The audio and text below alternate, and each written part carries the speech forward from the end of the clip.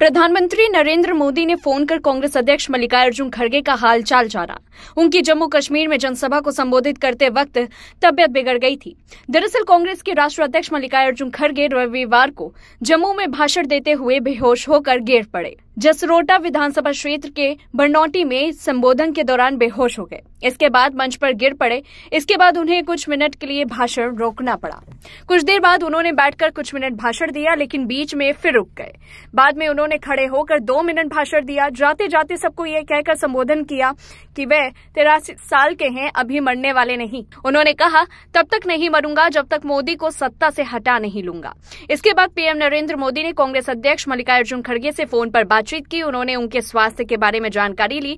बहरहाल अपने भाषण में कांग्रेस के राष्ट्रीय अध्यक्ष मल्लिकार्जुन खड़गे ने कहा कि ये लोग कभी चुनाव नहीं कराना चाहते थे। अगर वे चाहते तो 1-2 साल में ही चुनाव करा लेते। कांग्रेस के अध्यक्ष मल्लिकार्जुन खड़गे ने बीजेपी पर हमला बोलते हुए कहा कि सुप्रीम कोर्ट के आदेश के बाद वो चुनाव के लिए तैयार हो गए। प्रधानमंत्री नरेंद्र मोदी ने पिछले 10 सालों में भारत के युवाओं को कुछ नहीं दिया। अपनी तबियत बिगड़ने पर उन्होंने कहा कि जब तक पीएम नरेंद्र मोदी को सत्ता से हटा नहीं दूंगा तब तक मैं जिंदा रहूंगा और आपकी बातें सुनूंगा। खड़गे ने कहा कि हम राज्य का दर्जा बहाल करने के लिए लड़ेंगे। मैं इतनी जल्दी मरने वाला नहीं। मैं तब तक जीवित रहूंगा जब तक पीएम मोदी सत्ता से बाहर नहीं हो जाते। कांग्रेस की गारंटी युवाओं महिलाओं के साथ है। मल्लिकार्जुन खड़गे की एक और रैली अभी होनी थी। खड़गे को कठुआ के जीएमसी अस्पताल में भर्ती कराया गया।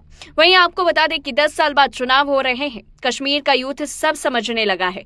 अब इमोशनल पॉलिटिक्स नहीं चलेगी। इंजीनियर राशिद ने इमोशनल कार्ड खेला है, लेकिन हम ऐसे लोग चाहते हैं जो हमारी आवाज उठाए, हमारे भले के लिए काम करे। जम्मू कश्मीर के बांदीपोरा में रहने वाले गौहर खान की चुनाव में उम्मीदें बिल्कुल साफ है। वे डेवलपमेंट चाहते हैं। जम्मू कश्मीर में 1 अक्टूबर को विधानसभा चुनाव के आखिरी फेज में 40 सीटों पर वोटिंग होनी है। इनमें जम्मू की 24 और कश्मीर की 16 सीटों पर वोट डाले जाएंगे। कश्मीर की गुरेज सीट पर बीजेपी कैंडिडेट फकीर मोहम्मद खान मुकाबले में हैं। अगर वे जीतते हैं तो पहली बार बीजेपी कश्मीर में अपना खाता खोल सकती है। आखिरी फेज के चुनाव में बीजेपी सबसे मजबूत पार्टी साबित हो सकती है। नेशनल कॉन्फ्रेंस कांग्रेस अलायंस दूसरे नंबर पर रह सकती है। नॉर्थ कश्मीर में इंजीनियर राशिद की अवामी इत्तेहाद पार्टी को बढ़त मिल सकती है।